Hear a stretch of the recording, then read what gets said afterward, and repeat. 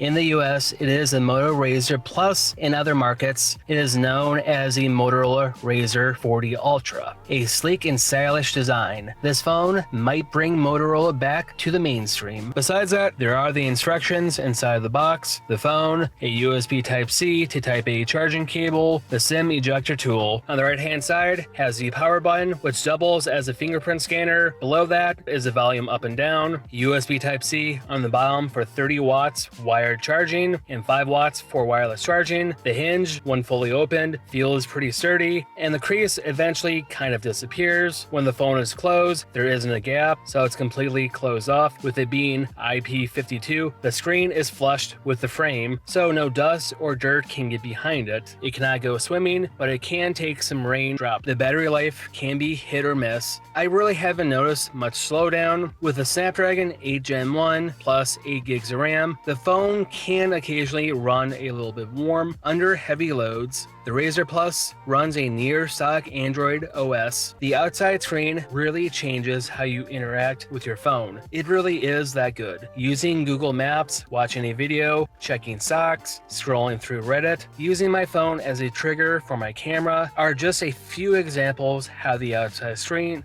works so well even with the screen closed. Half of my daily usage is with the screen closed. Flex View is when the screen is opened up halfway. Some apps can switch to it. Most of the time, nothing happens. The classic Motorola gestures are back. Karate chop for flashlight, twist for the camera. With the Razr Plus, Moto adds so much more. Double tap the back to launch any app, long press the power button for Google Assistant, double tap the power button to launch the camera. The best feature about this device is the outside screen. Many folding phones have always had just a tiny outside screen just for notifications, but never really able to interact with it. Double tapping the screen will wake it up. If any media is being paused, a swipe to the left can bring it up. This phone has a generous 3.6-inch display, 144Hz refresh, HDR10 support, and 1100 nits of peak brightness. With that, it's a P-OLED display with a resolution of 1066 by 1056. On the backside, it has a 12 megapixel main shooter, a 13 megapixel for ultra wide and macro. On the inside, has a 32 megapixel front-facing camera. This is more so for the casual users. The cameras do work, but they are not really the best. Depending on the lighting, the colors can look off, sometimes washed out. Even fully zoomed in, the photos look quite blurry. The inside camera delivers better colors. Flicking the wrist, the outside camera can take photos half opened. The outside screen can double as a viewfinder. Low light performance works pretty good overall. The cameras here are just okay.